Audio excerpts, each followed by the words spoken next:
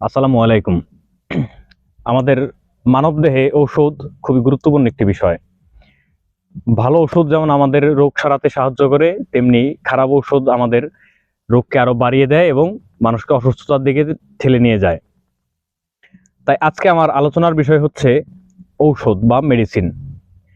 আমরা সাধারণত সচরাচর যেভাবে ডক্টর দেখাই, ডক্টর প্রেসক্রাইব করে, সেই প্রেসক্রিপশন নিয়ে আমরা ফার্মেসিতে দেই। ফার্মেসিতে যিনি থাকে, ফার্মাসিস্ট বা যে কেমিস্ট থাকে, উনি হচ্ছে আমাদের সেই মেডিসিন দেয় এবং বুঝিয়ে দেয় যে কোনটা কিভাবে খেতে হবে, কখন কয় বেলা কোনটা কিভাবে খেতে হবে, এই জিনিসটা তারা বুঝিয়ে দেয়। এর মধ্যে আপনার আর আমার সাধারণ মানুষ হিসেবে কোনোভাবেই বোঝার কোনো উপায় নেই যে কোন মেডিসিন আসল, কোন মেডিসিন নকল। এই জিনিসটা বুঝতে হলে আমাদের একটু চোখ কান খোলা রাখতে হবে এবং আমাদেরকে একটু সচেতন হতে হবে।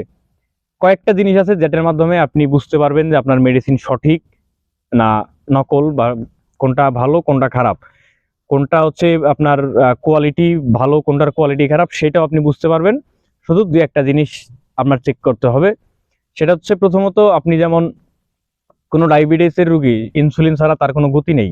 ইনসুলিন মাস্ট, যাদের যেই সমস্ত ডায়াবেটিসের রুগীদের ইনসুলিন মাস্ট হয়ে গেছে, তাদের কিন্তু ইনসুলিন ছাড়া কোনো প্রকার কোনো গতি নেই। এরকমও দেখা গেছে অনেক রুগী ইনসুলিন বছরের পর ইনসুলিন ব্যবহার করতেছে, খাবার দাবার কন্ট্রোল করতেছে, ডায়েট করতেছে, হাঁটাহাঁটি করতেছে। একজন ডায়াবেটিসের রুগীকে যত প্রকার নিয়ম মেনে চলতে হয় সবগুলাই মানতেছে, ইনসুলিনও দিচ্ছে, কিন্তু তার ডায়াবেটিস কমতেছে না বা কন্ট্রোলে থাকতেছে না।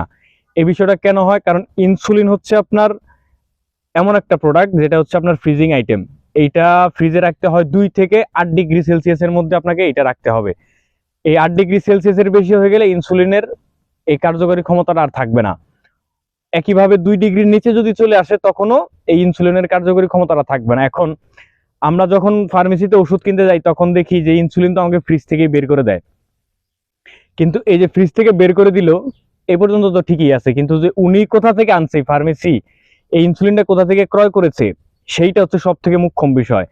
কোম্পানির থেকে যদি কেনা হয়, তাহলে কোম্পানি নিজে ফ্রিজিং গাড়িতে এসে ওই ইনসুলিন দিয়ে যায়। আর যদি আপনি ব্রোকারের থেকে নেন বা মিডফুড থেকে কিনেন, সেই ক্ষেত্রে আপনার এই যে তাপমাত্রা মেনটেনের যে বিষয়টা, সেই আর থাকে না। আপনার একইভাবে যেমন ট্যাবলেট ক্যাপসুল আছে, সেগুলো আপনার মনে করেন যে 25 ডিগ্রি সেলসিয়াসের মধ্যে রাখতে হয়। এর বেশি যদি রাখেন, তাহলে সেই ওষুধের কার্যকরী যে ক্ষমতা আছে, গুণাবলী আছে, সেগুলো নষ্ট হয়ে যাবে। কিছু প্রোবায়োটিক ক্যাপসুল আছে যেগুলো আপনার 4 থেকে 8 ডিগ্রি সেলসিয়াসের মধ্যে রাখতে হয়। এগুলো আবার এর বাইরে রাখলে, অতিরিক্ত হয়ে গেলে, তখন কিন্তু এগুলোর তাপমাত্রা নষ্ট হয়ে যাবে। আমরা সাধারণত আমাদের গ্রামাঞ্চলে যে সমস্ত ফার্মেসি দেখি, সেখানে আমরা দেখি যে কোনো ফার্মেসিতেই, শহরে এখন মডেল ফার্মেসি হয়েছে, গ্রামে তেমন এরকম একটা চোখে পড়ে না মডেল ফার্মেসি বা মডেল মেডিসিন শপ। এইখানে যে ওষুধগুলো থাকে, এগুলো প্রপারলি 100% না হইলেও মোস্ট প্রপারলি 90% মেডিসিন কোম্পানি থেকেই নেওয়া হয়। এখানে ভেজাল ওষুধের সুযোগটা খুবই কম থাকে। আর আমাদের সাধারণত গ্রামে আমরা এই পাড়া মহল্লায় বাজারে যে সমস্ত দোকান দেখি, এখানে কিন্তু কোনো দোকানেই এসি নাই, কোনো দোকানে থাই দিয়ে কোনো দোকান আটকানো নাই। সরাসরি দেখবেন যে রাস্তার পাড়ে দোকান, সূর্যের আলো সরাসরি দোকানের মধ্যে এসে পড়ে। সেই সূর্যের আলোতে যতগুলো ওষুধ থাকে, প্রত্যেকটা ওষুধের গুণাবলী নষ্ট হয়ে যায় এবং এটি হওয়ার সম্ভাবনা থাকে। কারণ 25 ডিগ্রি সেলসিয়াসের উপরে যদি চলে যায়, ওষুধের তাপমাত্রা, ওষুধের গুণাগুণ কখনোই ঠিক থাকবে না। তো আমরা যখন এই ধরনের ওষুধ কিনতে যাই ফার্মেসিতে, আমাদেরকে মনে হয় যে ফার্মেসি তো ফ্রিজ থেকেই দিল, উনি তো ভালোভাবেই রাখছে, ঠান্ডা জায়গায় রাখছে। কিন্তু আমাদের সব থেকে যেই ভোগান্তির বিষয়, সেটা হচ্ছে মিটফুডের ঔষধ। মিটফুডে এমন ভাবে ঔষধ রাখা হয়, সংরক্ষণ করা হয়, সেখানে ওই তাপমাত্রা মেনটেন বা যেই তাপমাত্রা ইনসুলিন ক্যাপসুল বা ট্যাবলেটের ক্ষেত্রে যে সমস্ত আলাদা আলাদা তাপমাত্রা মেনটেন করা প্রয়োজন হয়, মিটফুডে সেটা করা হয় না। যার কারণে ওই মেডিসিনগুলো যখন আমাদের এলাকার ফার্মেসিতে আসে, পাড়া মহল্লায় আসে, তখন যখন আমরা ওই মেডিসিনগুলো সেবন করি, আমাদের রোগ ভালো হয় না, আমরা হতাশায় ভুগি।